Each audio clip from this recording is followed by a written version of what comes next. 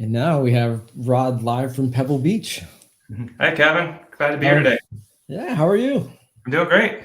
Yeah, let's Yeah, looking forward to our conversation today. yeah, likewise. I've been waiting for this one for a couple of weeks, so this is glad to have you with me here. What's going out there on the West Coast? Well, we've been getting hammered with rain lately, but I think we're past that. I've been heads down with Axcient related activities, so it hasn't really been a huge impact, but glad to have some nice weather back.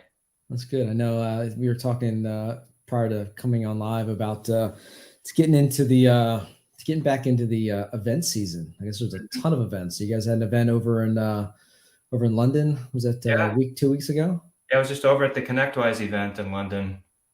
Yeah. Their IT Nation event. Saw a lot of great partners, had a lot of great conversations, had a great dinner with a bunch of existing partners and prospective partners, and it was a great trip. I love going to shows.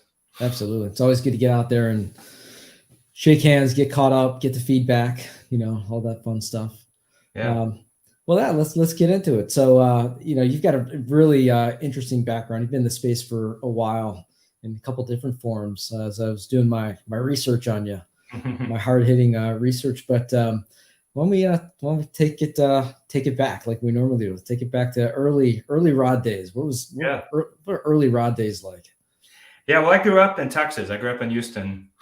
And if you go back to, kind of junior high school, my parents were both teachers. And so I always went to the school where they taught. And my freshman year in high school, I had an opportunity to go to a magnet school that was focused on engineering professions. And so I went there and learned a lot about Fortran and programmed on a mainframe. And we built a project that went up on the space shuttle and did all kinds of fun stuff. But I was kind of conflicted at the time about what I wanted to do. Did I want to be an engineer or did I want to be a musician, which I was also really good at? And so I went back to my old high school, my sophomore year, and started doing more music-related activities. And at the same time, ran a little business, tinting car windows and doing stuff with cars, which was always an interest. So I was kind of all over the place when I was in high school about what I wanted to do and how I wanted to proceed. So got a good flavor of a lot of things. I was taught a lot of good stuff by my parents for sure. It sounds like it. But you can't gloss over like the whole music ambitions or career. Tell me about that. What was what kind of music instrument? Were you a vocalist or what was it? Yeah, I went all in on it. I went to school at University of Houston for a few years, and then I transferred to the Juilliard School where I graduated. I'm a tuba player, and won an audition in the Sacramento Symphony right after I graduated from Juilliard and played in that orchestra full time for a couple of years until it went bankrupt. So it was, I went all in on it. It was really something that I wanted to do, and I wanted to do it at a high level, and I found a little bit of success. But then I ran into a little bit of a challenge where as a tuba player, there's only one tuba player in every orchestra. And you pretty much have to wait for somebody to die or retire before there's an audition. And then 200 people show up to audition for that one spot. And so I decided it was time to do the other thing that I really enjoyed and go back into tech. So around 1993, seems like forever ago, but 30 years ago, I kind of took a departure, went into tech, and I kept playing along the way. I still play, with some professional groups. But obviously my focus for the last 30 years has been on tech. So you had the music in the background. You had parents that were, you're fortunate to have good, educational background, upbringing, and then you get into tinting car windows. How'd you go down that path? I've just always liked tinkering with cars. My first car was a 72 Pinto that barely ran, and so my dad was, kind of took the position of, well, if you want it to run better, learn how to fix it. And so he helped me, and we worked on it, kind of changed out the engine. So even now I like, tinkering and fiddling around with cars and fixing things. So it's just something that I learned when I was young that stuck with me. Applies to tech as well, because we're constantly tinkering and fixing things as CEOs, like looking at what's the big picture, what needs to work, what's the most important thing. So they really kind of relate to each other. Yeah, absolutely. So 93 is when you kind of had that moment of, I don't know, call it clarity, but said, it's time to get back into tech. And so what was that jumping off point? What was that first first role? Yeah, the first role was actually really interesting. I was back in New York for a year, and I went to work for Citigroup, and I worked in their data center in New Jersey at a help desk. And so I, took calls for all kinds of things. There was this brand new thing called TCP/IP that people were starting to use, and we had a mortgage business in St. Louis that connected to a data center in Manhattan, and the Wow. TCP/IP link would go down literally every day. So I had to go figure out how to get the right people involved there. But a lot of mainframe processes and a lot of mainframe, work. And it's kind of interesting how the world goes around. It was mainframes, and then we moved to computers and distributed systems, and now with the cloud, it's pretty much gone back to a mainframe kind of model. So it's interesting that things come back around like that in cycles. What's amazing is that I spent quite a bit of time in the public sector, so a lot of the federal agencies and a lot of the systems, surprisingly, especially agencies like OPM, still run on legacy mainframe. Yeah, they just it works, and I don't know what the cost or what it would look like to migrate those systems. I'm sure it would be astronomical, but it's crazy that it's almost like bell-bottom jeans, right? Because they come back in style every once in a while, or they're still like there. I mean, halfway expecting Amazon to come out with a mainframe emulator. Yeah. And then everything else. I was actually thinking during this interview, you talked about being around this space for a long time. I was actually involved in a bunch of DR related things all the way back then. We had a process that every month or so we would fail our data center over to one of the failover sites. And so we used a company called ComDisco back then that, been around for years and years. But we would fail the whole data center over and make sure we could run jobs, and then we would fail it back just to do our, prep. And then in 1993, right around lunchtime in February, the World Trade Center got bombed for the first time. Yeah, right. I was actually at work that day at the help desk, and we had a data center that was right in that building. And so we actually had to fail over, in the event of a major disaster. So we all basically didn't leave the building for about 3 days. Wow. Just making sure that operations could continue. But I was thinking today, all the way back 30 years ago, it's a lot of the same use case that we're focused on at Axcient for small businesses. That's incredible. So that was the first real, continuity of operations, failover, disaster recovery scenario that you experienced. Yeah, on a very big scale. Yeah, my goodness. Wow, that's 30 years ago. I feel old now. 30 years ago. My goodness. So that was 30 years ago. My goodness. I'm trying to think where I was 30 years ago. I won't say where I was. But just getting ready to graduate high school, I guess. But anyway. So from Citibank. So I guess, how long were you there? I was only there for a year, and then I moved back out to California. And I thought I wanted to be an engineer at the time. And so I learned a lot about myself during that, 5 years or so. So I started working for a consumer software company called Quarterdeck that did DOS memory management. And we actually did some of the early internet stuff for consumers. And I was taking a bunch of programming classes at UCLA and learned how to program in C and C++, and learned a bunch of assembler at Quarterdeck through all the debugging stuff that we did, and kind of moved up from support to an escalations role to a QA role. Moved over to another company called Cyber Media that also did PC, consumer-oriented programs. And then went to a little startup that was basically building, something similar to Google Desktop at the time, like kind of well before its time. A little company called Enfish, which was a really great learning experience. And then in 1999, I got an interesting call from a colleague who said, "Hey, why don't you come up to the Valley and interview for this company called NetApp, Network Appliance." And she had moved up. We had worked together, and she said, "This company is really great. It's growing like crazy. It's going all kinds of great places, great people." And I told her that I didn't really want to move to the Bay Area. I really loved it in LA, and I thought I was wasting her time if I came up to the interview. But she said, "No, you should come up and check it out." So I was in the building about an hour before I realized, this is a really special place. I hope I don't screw this up. And then I wound up moving 2 weeks later, and went to work for NetApp, where I spent 7 years. Along this way, great time in the space. I imagine. Yeah, early days of NetApp. That's pretty cool. Then, so along this arc, did you have a trajectory in mind? Did you have I'm doing these things in this sequential order to become X or Y Yeah. or Z?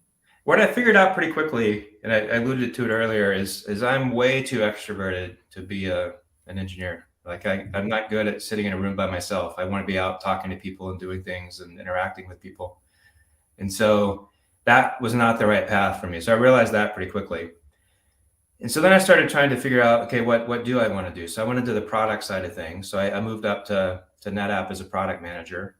And at the time, EMC was trying to kill us. Like they had a stated goal of killing, NetApp, because we were, very competitive to one of their core businesses.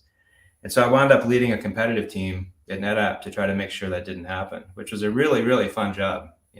Working with the field, talking to customers, figuring out, strategies, trying to figure out what's going on. It was a really great time.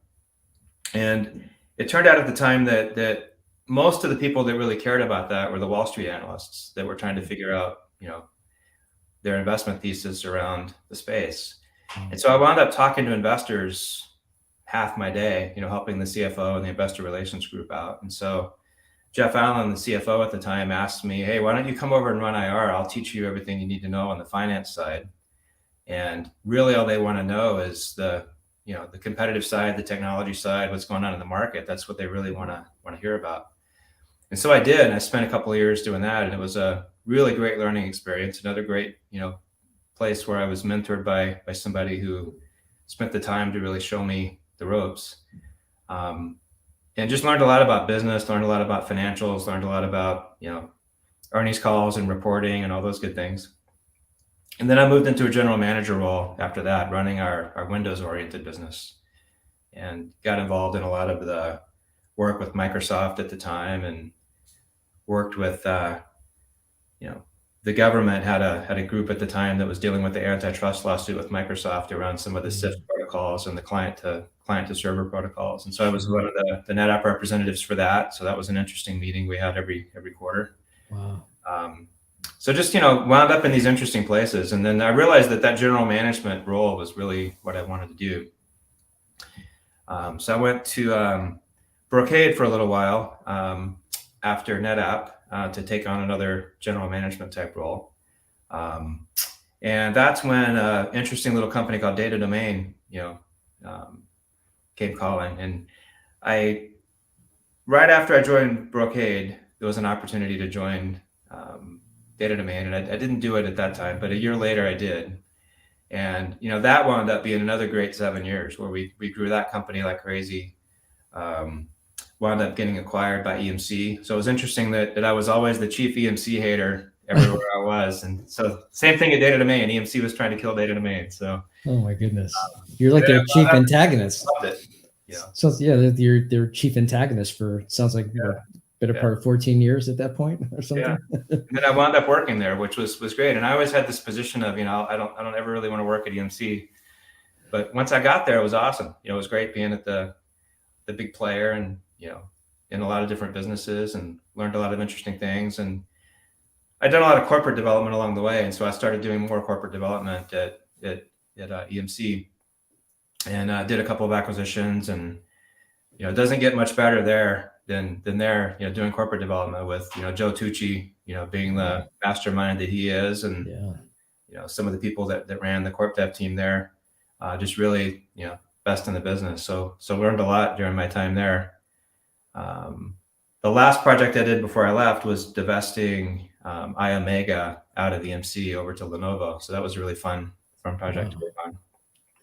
What was fun about that? It sounds that It sounds just really had a bunch of intriguing. different elements to it. And it was, working with a company based in China. So we had a lot of the CFIUS regulations we had to figure out, and just trying to, navigate different cultures and different offices and different businesses, because Lenovo was a very different business from EMC.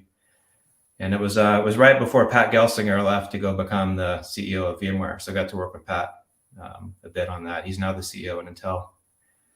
So really learned a lot from him too. So yeah, imagine you can play 7 Degrees of Kevin Bacon over in Silicon Valley and connect to just about every leading or emerging technology company out there right now. It makes for a good network for sure. Yeah. But they've all been people that, have taught me things and have mentored people, and people that have been great at helping to develop people. So I've always tried to emulate that and tried to figure out ways to kind of pass that on. Yeah. You've mentioned that a couple of times. That it seems like that's a pretty consistent theme, the kind of the mentorship. Yeah, it's what makes the world go around. We all started somewhere, and we've all been mentored by people. And when you get to a certain stage in your career, it's your turn to help other people, right? So you got to always think about that. Yeah. And then from there, I went to Barracuda. So my boss at the time, BJ Jenkins, had left EMC to go become the CEO at Barracuda, and I joined about a month later to work on our IPO and work on some business development topics. And then I wound up running the storage business at Barracuda for about 5 years, which included a backup product and an archiving product and some similar things to what we do at Axcient. And then the last 3 years wound up running corp dev for Barracuda, and went private with Tom Bravo. And part of what we did in the data protection business, and then as we went into the corp dev side, is acquired some companies to help get us into the MSP space. We realized that we needed to grow up there pretty quickly, and it was a very specialized set of information and partnerships and just the way business operates with MSPs, where we needed to acquire a company to help us accelerate that process. So that was kind of my first foray into the MSP world, which I found I really love, because it's the unique thing is, for the MSPs that we're dealing with, the people that I talk to are the owners of these businesses. They're not, a mid-level executive or a manager or somebody who doesn't really have skin in the game. The people that we work with and talk to have lots of skin in the game, and they own the businesses, and decisions matter. And it's a life-changing event for them if they get something wrong. So it's a great space to be from that perspective on the business side. It's just really, really fascinating. So from Barracuda, and I think it was in 2022 when you were named CEO of Axcient. Is that right? In October of 22, I was named CEO of Axcient. I took a little bit of time off between Barracuda and Axcient. I'd been, like I said, going at it for a long time. It was 28 or 29 years at that point. Hell of a ride. Yeah, absolutely. Decided I wanted to take a little break, and I learned a few things about myself during that time, which is that I even though I might think I want to play golf every day, I don't, and I can't, and I'm not good at it. And I like being busy, and I like being involved in a business, and I like the day-to-day rhythm of a business. And so that was the first 6 months or so, I was enjoying my break, and then one day a switch just flipped and said, okay, it's time to go back to work. So it was good timing, because right around that time, a recruiter called about the Axcient role, and it could not have been a more perfect fit for me from a market perspective, a product perspective, a technology perspective, the size of the company, everything about it. Just to go be a CEO, and it's my first CEO role. It was just couldn't have been drawn up any better. So I pretty aggressively went after the role. Probably maybe even too aggressively, but I was pretty focused on, this is a good job, good fit for me, and I really want to make this work. And so great team of people, great company. It's got a great background, really scrappy, company, the way we've done things over the years. But I've really enjoyed my time here so far, and it's turned out to be what I thought it would be. It's a really, really great fit. That's awesome. I was thinking, you're saying kind of taking that sabbatical 6 months off. I too live on a golf course community here, and I got out there. I said, I'm going to go out there. I'm going to finally master this game, and then well, this isn't about me, but I ended up buying a small boat, not a big boat. And I remember being out in the middle of the Severn or South River here, And I think I played around the golf, and I was kind of putzing around. I went out in the boat. It's like a Tuesday afternoon, and I'm like, all right, I'm out here by myself, and I'm calling a couple of my friends. Hey, what are you doing? Come on the boat. I'm like, it's Tuesday, 2:00. What are you talking about? And half of them are agency, employees, NSA and all this stuff. And so like, no, I can't leave work to go hang out with you on the boat. And I'm like, this sucks. Mm-hmm. And so that's one of the reasons why I got back into it. Cause I was just sitting there like, just, I can only do this so much, So I had that switch flip as well. So I can relate. Yeah.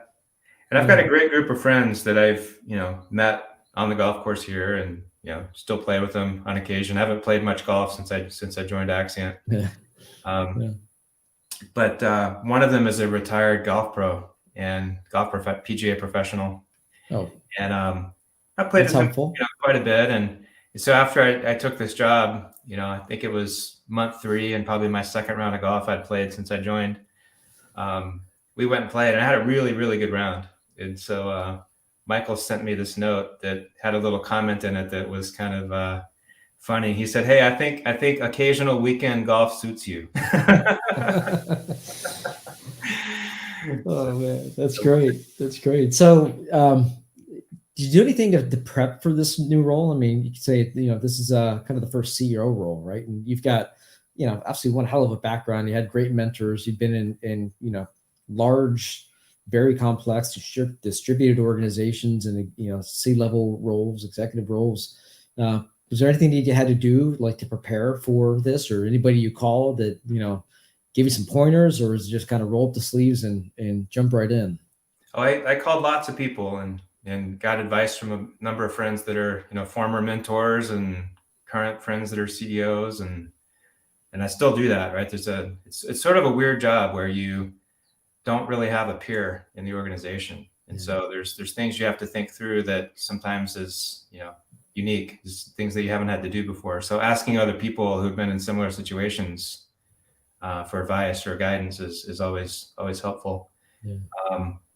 The main thing with Axcient coming in, and I did this consciously, is I wanted to just understand the business and the people and the issues and kind of really get a good grounding the first 6 or 8 weeks, and just listen a lot, figure out what's really going on before trying to adjust things or tune things or make any changes. And that worked well. It's probably the busiest 2 or 3 months of my life, because it's pretty relentless coming into a new job like this, where you have to literally learn everything, especially with a great team like we have, where everybody's very on top of their respective functions, and their ability to feed me information would far outstrip my ability to absorb it. So I had to get really focused on time and what's most important and what do I need to know today and what's the right progression of trying to get up to speed.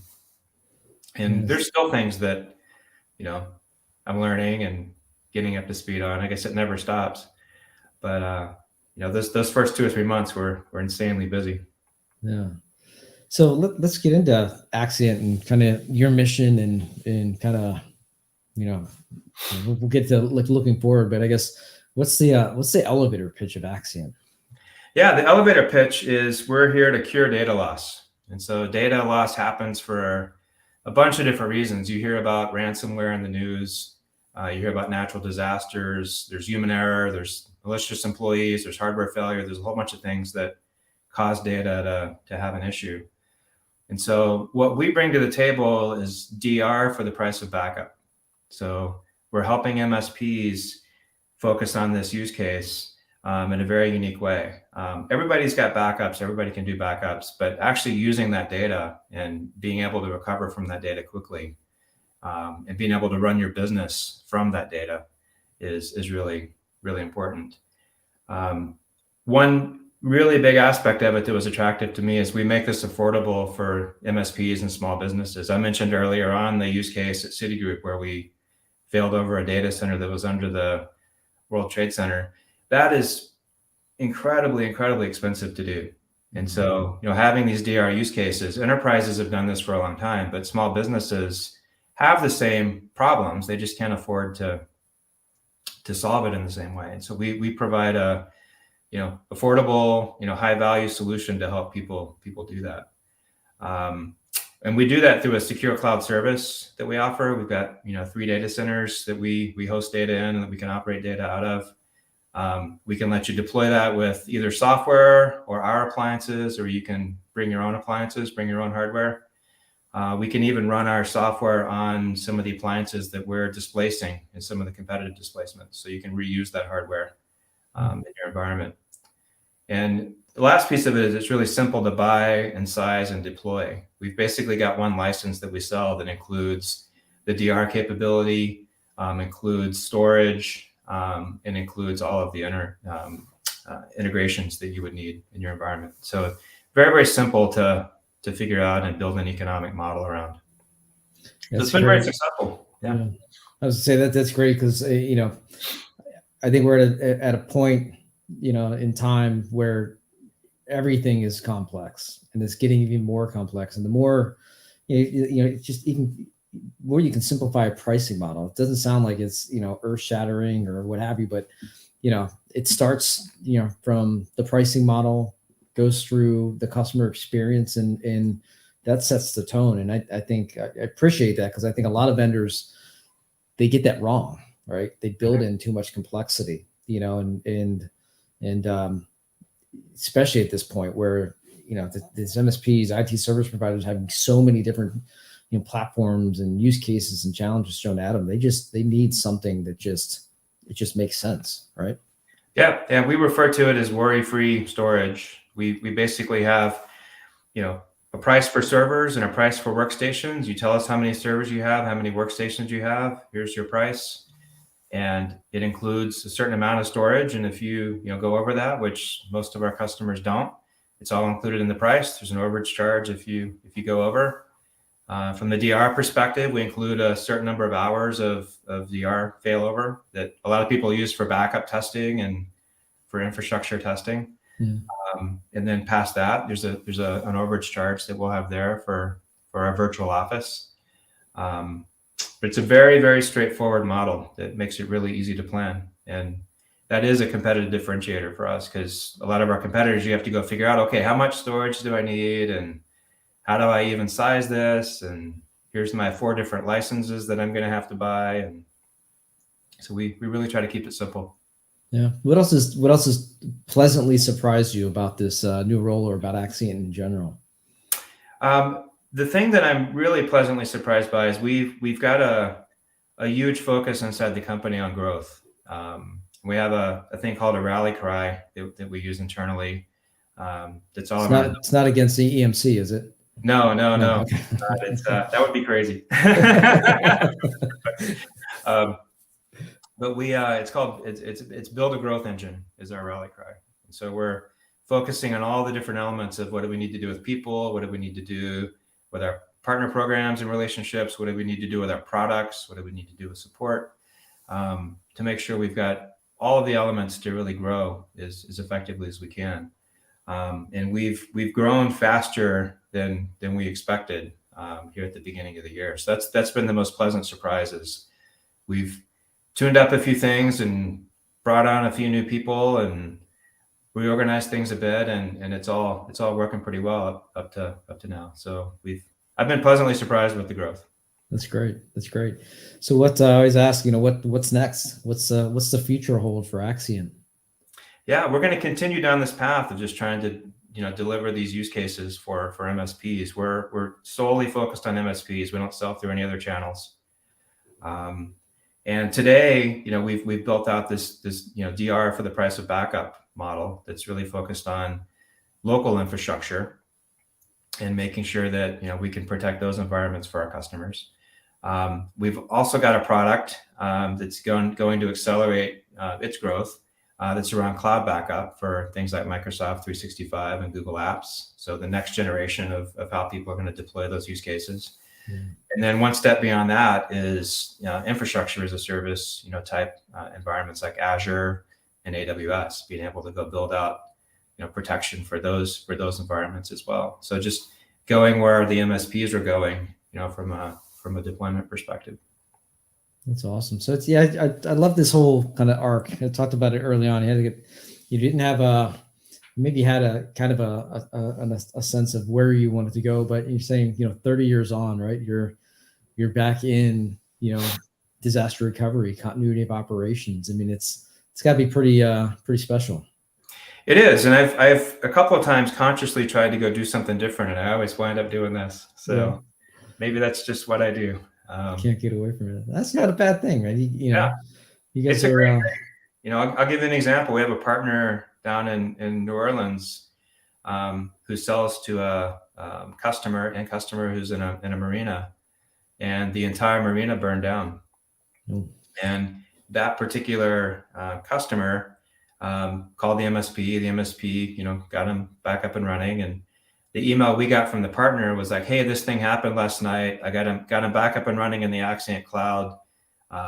Their business is carrying on, and I got 6 hours of sleep last night." And so that's what we really sell, is the kind of insurance around making sure that your business is going to continue to operate and that it's going to be able to, efficiently be stood back up.